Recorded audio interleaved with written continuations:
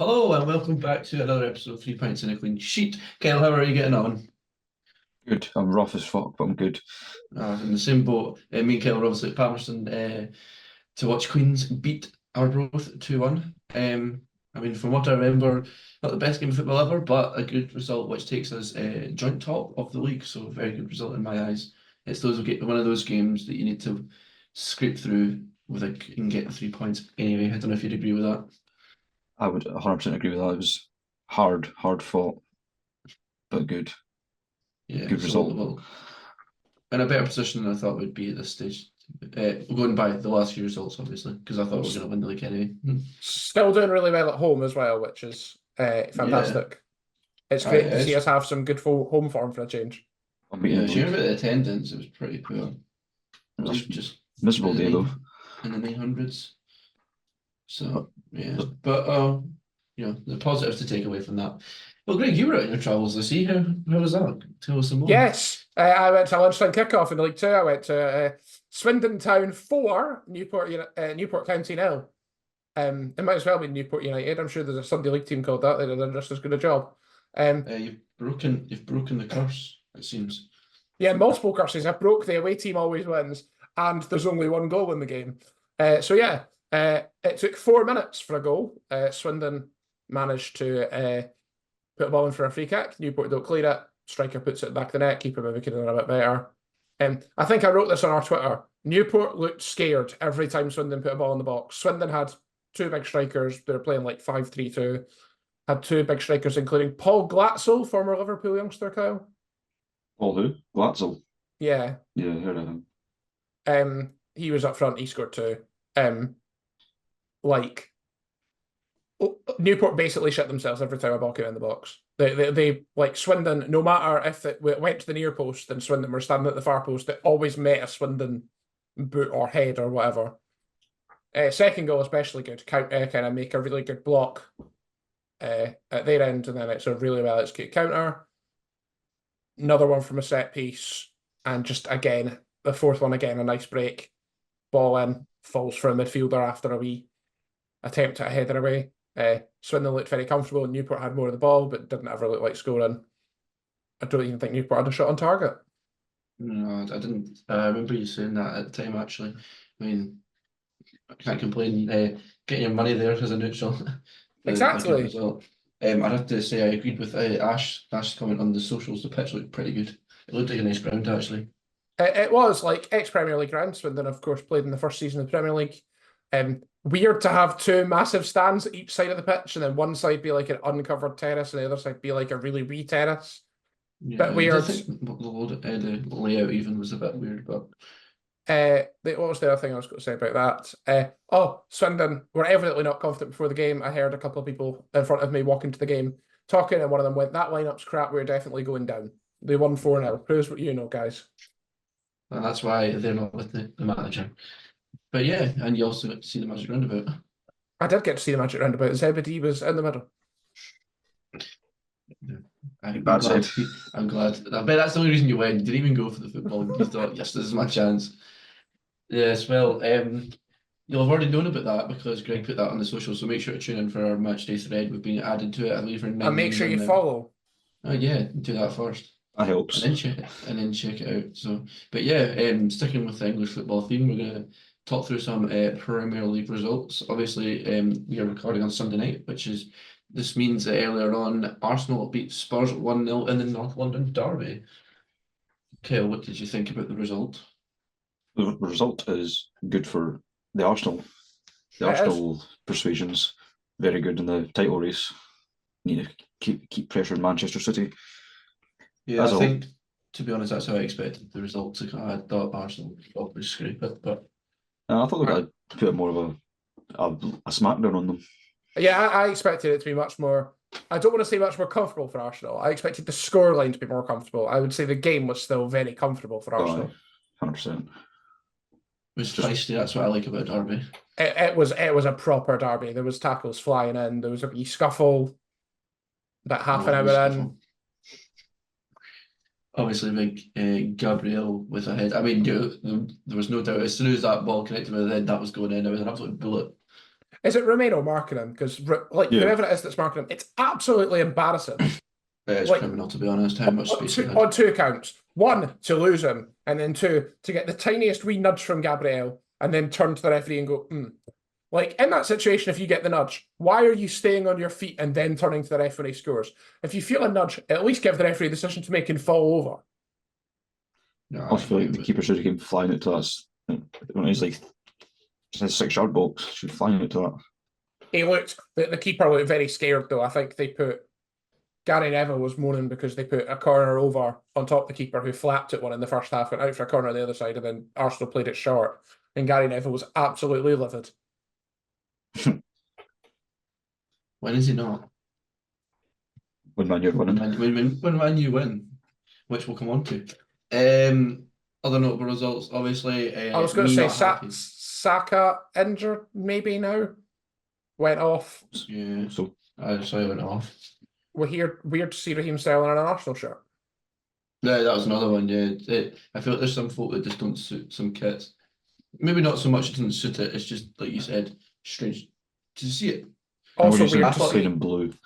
Yeah, Yeah. I thought it was weird. I thought it was weird when he played for Chelsea. To be honest. Weird to see him playing in a weird to see Arsenal playing in the away kit as well. That's the first time that's happened in a very long time. Yeah, I didn't wonder that actually. I don't wear black kits very often. Arsenal shirt has too much white on it. Apparently, that was the official ruling. How come they've got away with it? With how many years have they been playing? I don't know. Game's gone Yes. soft. Game's gone soft. Spurs looked a bit pitch. Yeah, I mean, every time I watch Spurs, they're never too convincing. I don't They're know. boring. Maybe I've got the curse on them because it just it's like Kel says, it's quite boring to watch. I always sort of struggle to watch a Spurs game. Watch them turn into 2007-8 Barcelona next week because I've said that.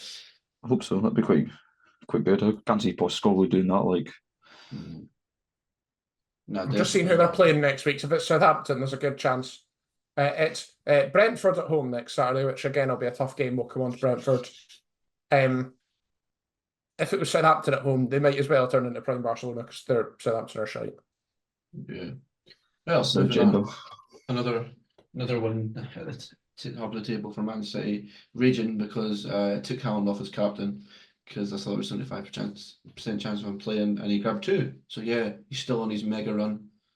He did. They were all talking about the stat we all want to know about, which is it's been like 1910s since someone last scored 3 hat-tricks in a row in the English top flight, and Haaland had plenty of chances for a hat-trick.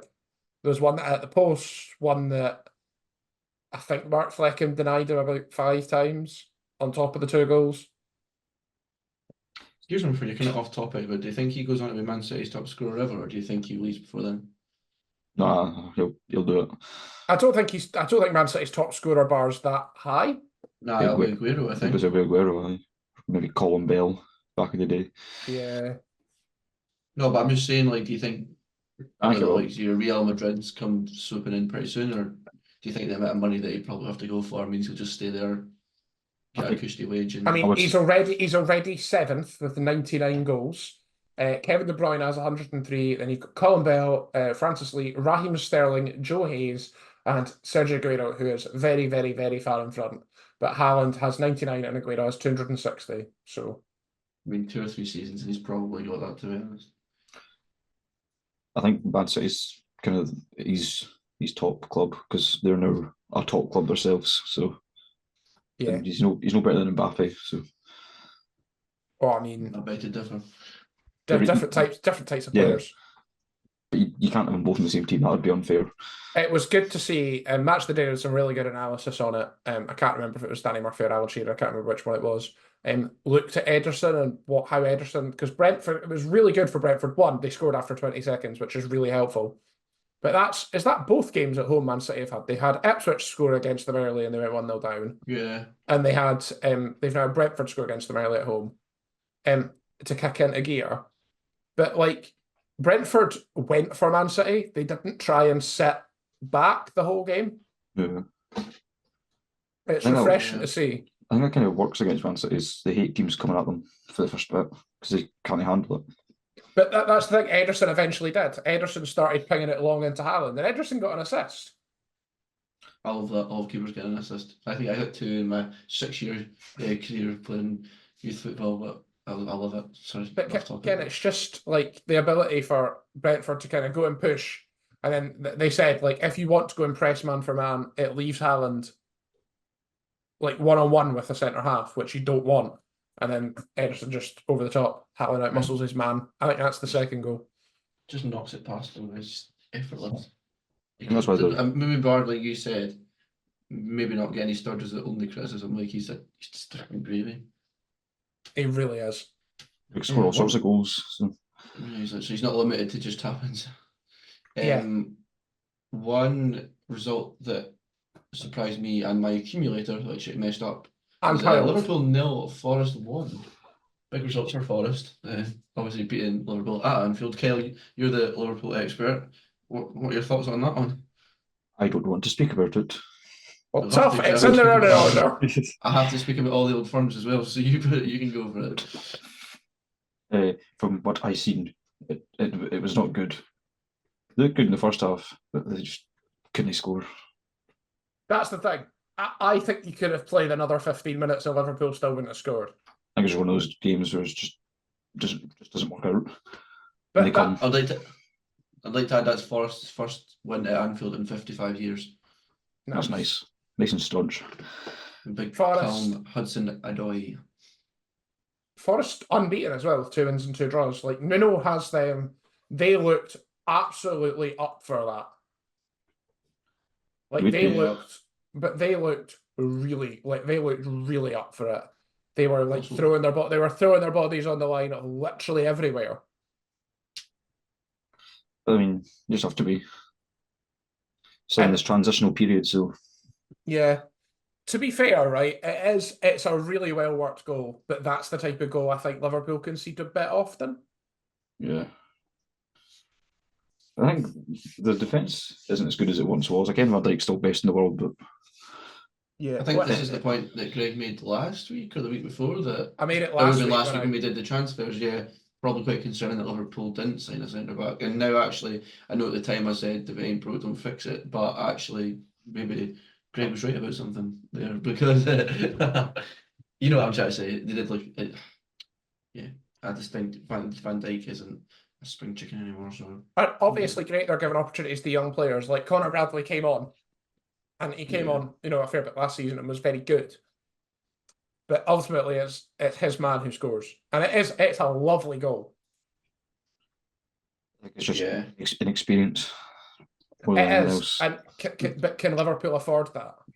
No, because ultimately they would have been joint top if they'd got a win, and that's the first lot of points they've dropped this season. I believe I think we're 4 games in, 3 wins and a loss now. So, I mean, it's not quite warning bells yet, but it's already 3 points dropped in a hard enough title race. Champions League as well midweek. It's going to stretch the squad again. Definitely. And a tough trip to the San Siro as well. Yeah, fine. It's tough in the sense that like it's another big team and you can't really afford to rotate that much. You've then got Bournemouth at home on Saturday, and is that another banana skin, Kyle? It can be. Bournemouth are a tough team at home. I believe Bournemouth are at home. No, Bournemouth is at Anfield again. Oh, right, sorry. Even still, Bournemouth's still a tricky team, regardless of. Absolutely. But there's no easy games in top flight, so. Apart from Southampton. Well, and maybe Everton. Probably still get beat by them, so. But like, yeah, it's not. If Liverpool don't turn up in the Champions League on Tuesday, are the wheels well and truly off, and Liverpool are there to be got at? Like, it was the kind of dream start, but this is kind of what we want to see. What we want to see now is how Arne Slot's Liverpool team react to this. I think it's just one bad result. I think there is a danger now, though, given the run of fixtures they've got, like AC Milan, Champions League, Bournemouth at home. They've got a Carabao Cup game against West Ham that they might need to rotate in. Wolves away is not going to be easy. Like, it's not. One bad result could be the start of something. It could just be a kick up the arse they need. It could also be that. It could be a kick up the arse that they need, or it could be a very dangerous snowball situation. And Yes. not every team's going to play as well as Forest did. I think it's Just just show, one of those can score and their Forest just were up for it. And disaster. And if you captain Mohamed Salah, lol at you. Me, yeah, it's a league you can't show any weakness in, or you get pounced on by the Wolves. And speaking of Wolves, Newcastle beat them. Greg, I'm very happy, I can imagine. They I'll let did. you take this one away. Still unbeaten, above Liverpool. What more do you want to say? I mean, very good result, very good goals. Obviously, beating them 2-1. But yeah, does Fabian Schär score any normal goals? Because No. every goal I swear I've seen him score, He only they're all scores just worldies. absolute screamers. He scores screamers to the edge of the box, free kicks, and occasionally penalties, and that's it. So penalties might be an answer to does he score any normal goals? Saying that, Scher's goal was amazing, but you know what? I actually think it was probably rivaled by Barnes' shot. I mean, I think that's still curling at the top corner as we speak. It was really so is. smooth. It was unbelievable. That is the kind of problem area for Wolves as well, and it was all game. Like Anthony Gordon first half when Isak was on had Semedo on toast. You know, the commentators made a joke about it. Was it Semedo? No, was it Gordon to Semedo when he basically he can't keep up with him, knocks it through someone's legs, and then just as he's like He hits the post. Yeah, I was going to say not as far out as Barnes, but similar situation. He's trying to curl it around the keeper and then hits off that's the post. Gordon. Yeah, Gordon does that to Semedo and then Mosquera. And then Barnes comes on. Wolves eventually change Semedo for Doherty, and Harvey Barnes has a whale of a time resulting in that goal. Fabian Schär has 14 goals in 162 appearances for Newcastle, which for a centre half is not a horrendous return. Pretty sure there were strikers last week we were talking about that had worse stats than that. Hmm? Pretty sure there were strikers last week that we were talking about that has worse stats than that. Anthony. Yeah.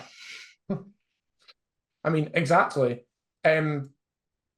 Ultimately, Newcastle have had 3 pretty tough games. Wolves away is not easy. Bournemouth away is not easy. Tottenham at home is easy because it's Tottenham, but that's Southampton at home on the first day, and they had 10 men for a very long time. Newcastle have not played well in any game they have played this season, and yet they've got 3 wins and a draw. Yeah, talking about what I said earlier on, you get some games that are an absolute, maybe not a bore, maybe a kind of dull affair, but you get the win, and that's all that matters. 3 points. Saying that Newcastle the game was not a dull event, but you know what I mean, like one that maybe the football wasn't the best. Newcastle were absolutely honking first half, and Wolves looked really dangerous on the counter attack, but like they looked really well organised defensively, win it back, get on the counter really quickly. You've got the 2 fullbacks all the way up the park, and that leaves you with a backline of Dan Burn and Fabian Schär, who have a combined total of no pace. The whole goal was pretty good actually. It was well left, like the ball across, well left. It was really well left. Like, it was a really well worked goal. I was watching it. Why has he done that? Yeah. Yeah. But then I I didn't he see obviously that. had a glance across and realised it's there, but he had everything on his face if he'd done that, and there was no one standing there. I think I would say this as well. I said it at the time. Strand Larsen is going to be a massive player for them this season. He looks up front, like as a target man, absolutely critical. I.e., if they're playing on the counter attack, get it into his feet. He releases the people out wide. He's in the middle getting a tap at home. He looks like he will be an absolutely brilliant signing for them. Yeah. Only on loan, that's the only thing. Better than nothing. Well, and if they can get him in after the loan, fair play. Maybe involved a obligation fee. I don't know. I've no idea. I really like Lamina. Lamina was really good. He was pretty good. Wolves are only on 1 point though, and are yet to win. I think if they play the way they did today, Sunday, they should be safe. Should be all right. To be fair to them, they've played Arsenal, Chelsea, Newcastle, and Forest. Yeah, it's not for the one of trying because they've played some good football. It's just, I think, an unfortunate few games. Next 4 games for Wolves: Aston Villa away, Derby, tough game. Aston Villa unbeaten. Wolves at home. Sorry, Wolves are at home. Yes, at home to Liverpool. Ouch. Brentford away, tough game. Man City at home. Brighton away. Whoever made the fixture list thought, I'm going to get you here. They absolutely hate Wolves. That's a horrendous run of fixtures. it gets them out the way, so you can't argue with that. Then he's some easier games. It does, but you're then getting the easier games at the point where your fixtures are massively congested. Yeah, true. So it should be safe. I thought they will be. They will be. I was going to say, moving on to a game where Greg says 3 points is inevitable, but Man United did score 3 goals, so they beat Southampton 3-0. Southampton played really well for half an hour, and then they remembered their Southampton. Late goal from Garnacho as well. Delight to get in a goal after we put him as a big signing. He's really good from set pieces, though. I'm pretty sure he's got an alright goal record as well. That Man United kit, I don't know if you've seen it, like the dark blue one is really nice. It really the white is. and the blue just go together so nicely. In his time, he's got 22 career goals, 23 career goals. It's not bad. Delight. Again, his job's not a score, to be fair, so anything's better than none. Yeah. Man United looked comfortable second half. First half, Southampton, as I say, played really well for half an hour. They gave Cameron Archer, who's took, from what I gather, 1 penalty in his career. The penalty, when Southampton got the penalty. One, what the hell is Dallo doing? And do Man United not really have a better left back than Diogo Dallo? No. But no, apparently not. They give it to Cameron Archer, despite the fact that Brennan Diaz has quite a good penalty record. Cameron Archer takes it, a man who's never took a penalty in an actual professional game, and he took 1 in a pre-season friendly for Villa and missed. Did he win it, maybe? Or Nope. It was the young boy Flynn Downs. must have a designated penalty taker as him. It's weird, but Really weird. Also, note Southampton, because I've seen someone say it on the BBC Sport website, and I'm thinking it. Note to all, we'll get on to this when we come to talk about the next thing, but stop playing it out from the back. You just get yourself into trouble. You're a newly promoted side. I get your philosophy as you like possession, but you're in with the big boys now, and you can't always knock it between your centre halves because teams will punish you. and your good team's going to afford to do it. Southampton just Arne that. Yeah. You're not that guy. I think yeah. that eases the pressure on Ten Hag for a wee bit longer. I think. I know it's not the best result ever, but I mean that'll be a bit of a let off for him. They're fine. Yeah. Speaking of one of Greg's other favourite teams, Everton got beat 3-2 by Villa, and if your bus is 27 minutes late and you're raging, you've missed 3 goals already. Please insert McCarthy Vine here. It can't go on like this, can it? It can. Everton once again 2-0 up. Everton once again beaten. Inject it into my veins. It's so funny. My curse now, I think. Because you hate Everton for some unbeknownst reason to anyone. They've stunk up the place for too long. Just get relegated. It's like Hamburg in the Bundesliga from like a few years ago before they went down. Hamburg had never gone down, and the fans were all like, "We've never gone down." They played so badly for so long, it had to happen eventually. This is Everton's long, slow decline into the Championship, and they're going to be there for a while when they get there. No, I liked Hamburg's clock that said how many years they hadn't been relegated for, and then they had to get rid of it because they got relegated. Yeah. I am very much looking forward to Everton's first game in their new stadium being Wrexham at home in the Championship and Wrexham pumping them. Such a negative Nancy. Probably won't be. I'm not negative. That's positive. I am very positive about the possibility of that happening. I will love it when it happens. Right, Kevin. Also, what a goal. Like, how many goals have we seen this weekend that have been fantastic? Yeah. 2 Newcastle ones, Hudson-Odoi's one's good. This one is possibly the best of the lot. Johan Duran. Yes, he's hungry like a wolf. I'm not doing this again. Just for some context, our pre-episode recording consisted of Greg and Kyle making Duran puns, and I'll leave it at that because I've already heard them all. Yes, back to this ordinary world. I've got to get a second one in there. Oh, Jesus. I think that's maybe a good space to move on because I've got a good segue here. talking about good goals and kind of looking back at, obviously a lot of you will have seen the Barclaysmen trend going on at the minute. We were discussing between us how we feel football's maybe changed. And Greg posed a very, very good question actually, and he said, is Premier League football as good as it was, say, with the Barclaysmen, let's say 10, 15 years ago? Greg, I'll be interested to hear your oh well, there we go. Right, that's us for the night. Thank you very much. No, justify it. To get all the marks on this question, you need to justify your answer. The Premier League is now sterile and sanitised.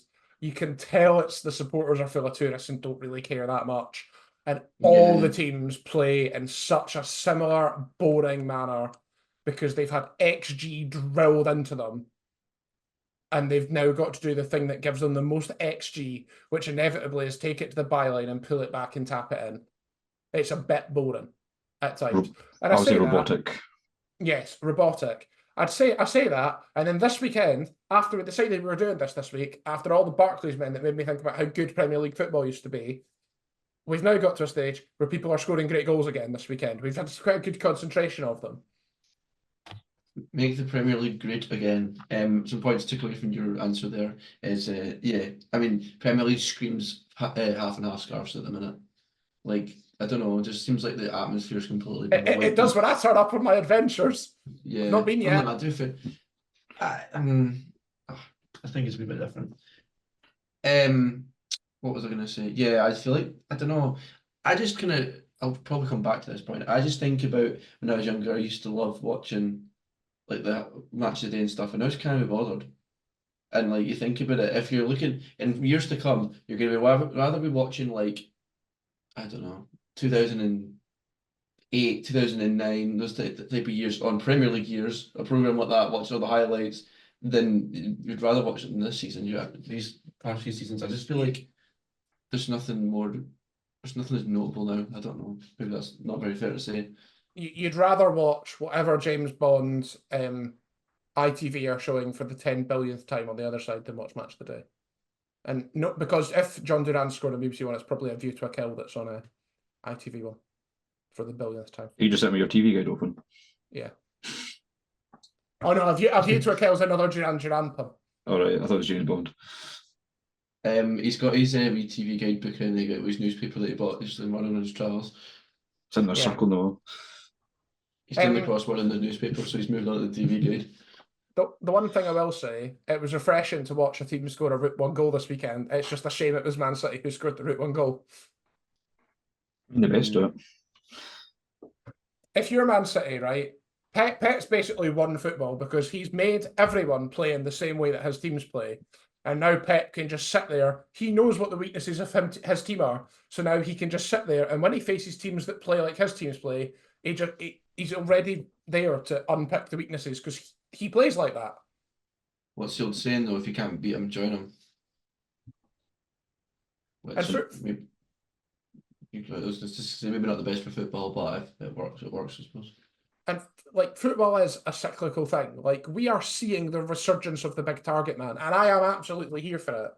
What we need is a true Barclays man to me. Like if you ask me to epitomise as a Newcastle fan, a true Barclays man, it's Hatem Ben Arfa.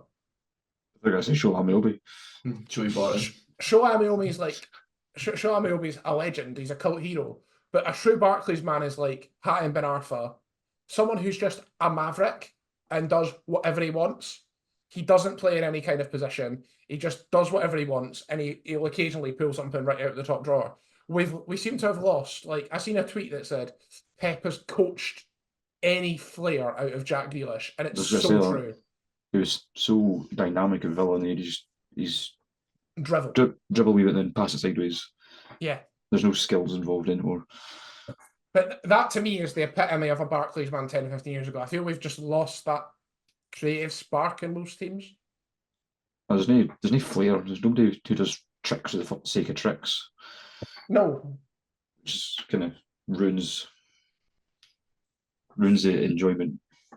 I'm thinking also like JJ Okocha the first time at Bolton being another example of that kind of... Michu at Swansea is one of the ones that pop up in my head. He's a true, like, he epitomises that era, but he's not a Barclays man for me because I don't think he has that flair. I think he was just good, wasn't he? He was just I just think Yeah.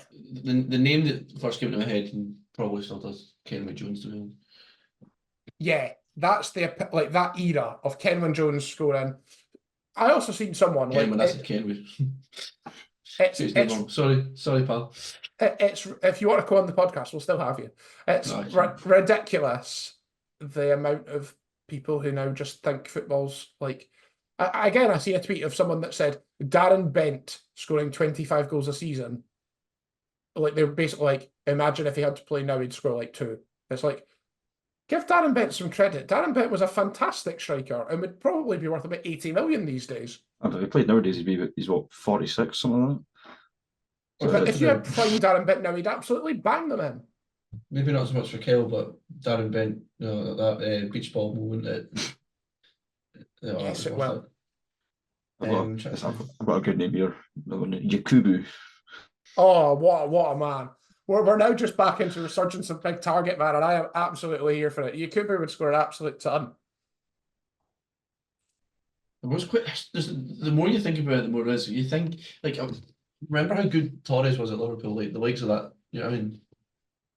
That was another one that I saw. Yeah. Just those type of players, and I just feel like you don't have the same flair, would be a good word to use, as Greg said. But you've got the other side of that coin, which we've kind of spoke as well about. Some of the weird teams just like doing their own thing. Like I remember when Rory Delap was first in the Premier League, the amount of panic Rory Delap caused was absolutely ridiculous because Stoke just didn't give a shit and did what they thought was effective. This goes back to me about Southampton. Stop fannying about in the back with it. Look at Luton last season. Luton, yes, they got relegated, but they did all right trying to play in a kind of different type of way. Oh, yeah. Had attacking wingers and just waiting for it. Yeah. So to round this up and go back to the question, I don't think it is as good as it was back then. And I think obviously Greg's said his view, and I think you can probably guess what Kyle's going to say, but I'll ask you anyway. What do you think? I just think it's not. Well, but Liverpool are in a title fight, Kyle. You'll have to accept going back to being like 6th if you want to.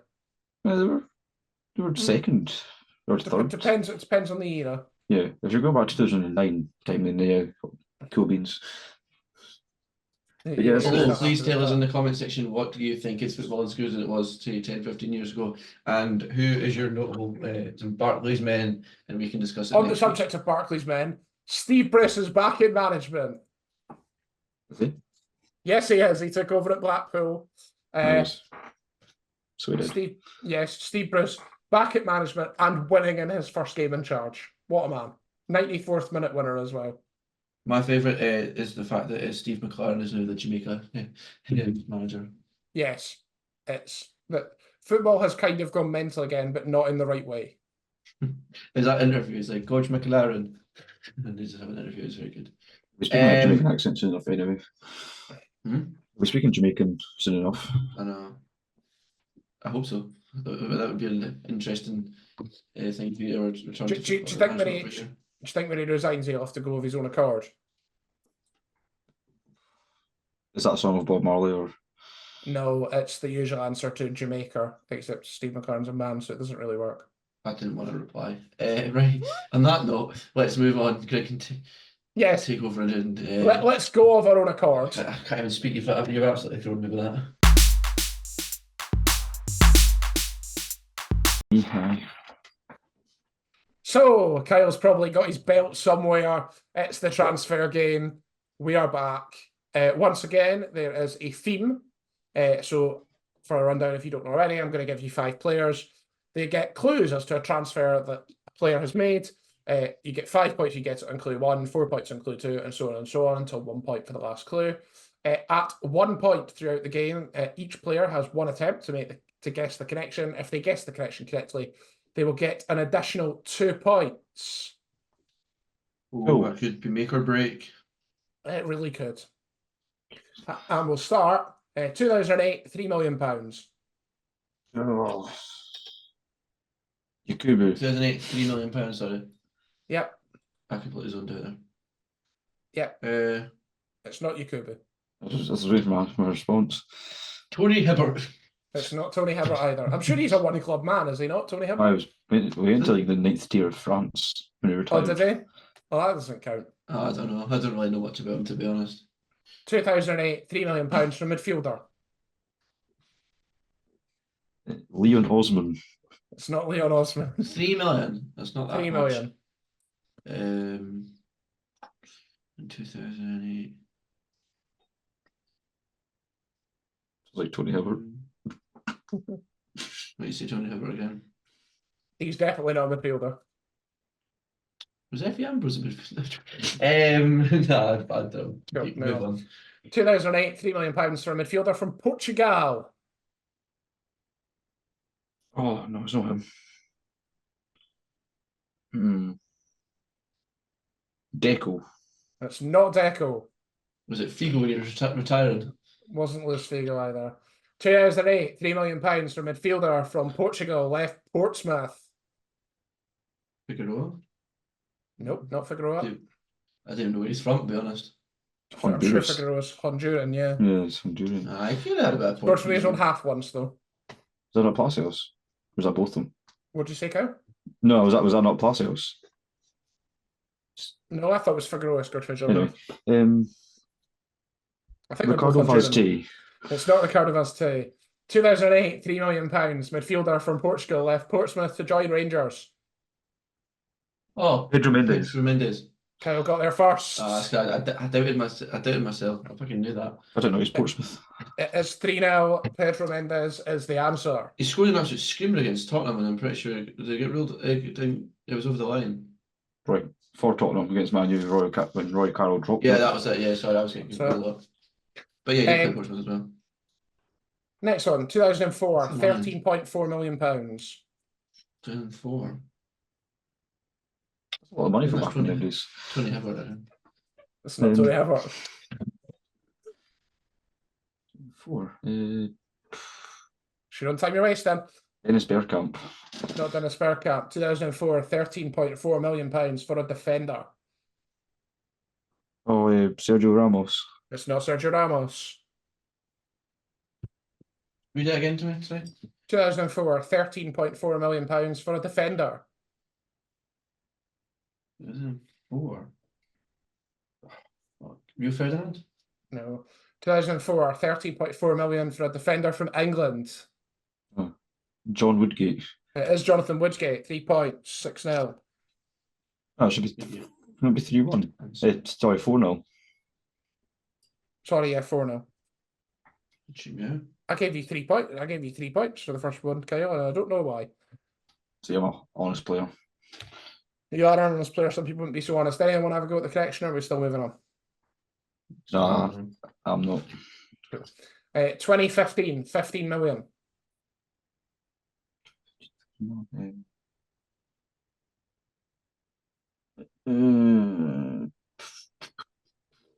Lallana. What was that? Elano? Adam Lallana. Adam Lallana. Cool. Because he said Lallana, I'm just going to say Ilano. No. 2015, £15 million for a winger.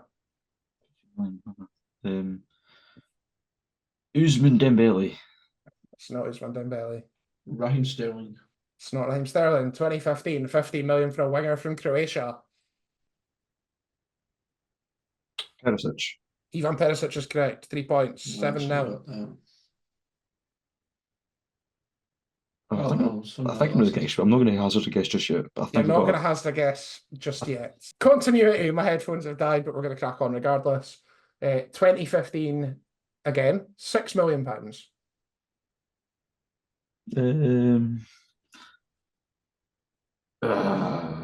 What was the year? Yves Bissouma. It's not East Basuna. 2015, £6 million. Sorry, it's just going in one ear and out the other today. To my head. Two over. Past, I don't know. 2015, £6 million for a forward. Heung-min Son. It's not Human Son. Don't know. That was don't know. Oh, move on. 2015, £6 million for a forward from Mexico. Chicharito. It's not Chicharito. Oh, buggery. I can't think of any Mexican forwards. He was a midfielder, but I'm going to say anyway. Carlos Pena. It's not Carlos Pena. 2015, 6 million for a forward from Mexico, left Villarreal. Oh, Dos Santos. I need more than that. I'm going to get that wrong again. Giovanni. Giovanni is correct. 2 points. 9-0. Do you want to guess the section? Ah, Yeah, I'll guess. They've all played for Spurs. They have all played for Spurs. that's what I thought it was. I was going to guess that the last time, but I was waiting till that answer. I thought Kyle knew it. He guessed that he's Basuna and Heung-Min's son. I was like, Kyle knows Yeah. that. That's exactly why I knew he was thinking that as well. I That's just- why I needed to shout it out. Oh, it was just bastard. You can't win, Robert, but I don't care. I'm not. It's not a whitewash. 2013, 1.5 million. They've all played for Spurs. They have all played for Spurs. You know that now. Alan Hutton. It's not Alan Hutton. I very nearly put him in. He's hot it. What year? 2013, How many? 1.5. Hmm, Stop stalling. I don't know. You've lost anyway. 2013, 1.5 million for midfielder. Oh, Lewis Holtby. Nope. Great guess. What a man. Can't even remember anyone who played in the midfield. Pass. I've disgraced myself today. 2013, 1.5 million midfielder from France. Oh, it's got to be something absolutely rotten and all. Absolutely rotten. You love this man. Could be anyone really. 5 Sure. seconds. Matty Douglas. It's not my Douglas. 3. Robert. No. 2013, 1.5 million midfielder from France left Toulouse. Sacked. Moussa Sissoko. It is Mr. Sissoko. Oh, It finishes 11-2. Newcastle, we paid 1.5 million for Mr. Sissoko. I didn't like him. He gave you a penalty in a Champions League final. We were going to win the game anyway. Mm. well Uh, done, Kel. I got my 2 points, so I'll take that. Just in case, we'll do a very, very quick tiebreaker because he is a man of amazing quality who I almost mentioned earlier and had to remember he was answering this and therefore I couldn't do it. 2015, 4 million for a Barclaysmen. midfielder. A Barclaysman. A Barclaysman. Yep, for a midfielder. No idea. No, from Morocco. Interrupt. Adel Taarabt. What a Barclays man. Talk about a mammoth flair. Adel Taarabt. Well, something I'm not very good at is the transfer game, but something I'm getting a bit better at is the FPL. So, Kel, I'll let you do the update if you want. I'd rather not, to be honest with you. I fell off again. Sitting I in don't top- know if the table is updated yet after Sunday's games. It has. It has. I've double checked it has 7:30. So starting at the bottom is Ali Nakvi. So chin up. Oh, I've just seen why you're upset. Oh, what a shame. You're 2 points ahead of me. Calm yourself. I don't give a shit. Is it stealing my usual position? Second bottom? Aye, Yes. the relegation fodder. Anyway, I'm sitting in 12th. Greg's in 11th. Top 3. I think that's it. Top 3 is Kieran Thompson, then Kyle Pagan, then no guesses for who's top. Some dickhead, probably. Just Come Mr. on. You know what? I'm not very good at this. Give It's me about Mr. 2 Adams. weeks in the Give it January. spotlight. Give it January, and he'll still have players in his team who've done their ACL. Probably my captain. I take his phone and log him out and all that. Change his team and log him out. Passport. It took me long enough to get logged in the first place. So, Get all Ipswich players in his team. and that was with Haaland not being captain. So kind of annoying, but we move. It's going to be like that Quick scene for turnaround. Train Spotting where they try everyone for the orange orders, pin numbers. We're going to try every combination of words associated with 1690 to see if we can get into Robert's FPL account. That's Report him. horrible. I would never make a joke of that. I'm trying to report him until it kicks him out. Yeah, his team name. It's good to see you're taking it well. That's all I'm saying. But yeah, thank you very much for listening or watching, or depending what platform you're watching us on. But yeah, if you haven't already, please consider subscribing and following. It helps boost our numbers, and we would much appreciate it. Not as if I haven't begged you to do it before. So if Yeah, you we haven't can. done it, then it's just getting to a point where it's going to be unacceptable. So that I'm joking. But yeah, thanks very much for listening. We appreciate it. Make sure to leave in the comments about the Barclaysmen, who you think and what you think about how football's changed, and if there's any other ideas you'd like us to cover, please get in touch. What are your favourite That's awesome. Barclaysmen? Yeah. That's what I just said. Oh, sorry, I wasn't listening to you. I know. Yeah. Right. Like all the other people who don't listen to the podcast. Yeah, thanks for listening. See you later. Cheery bye. Godspeed.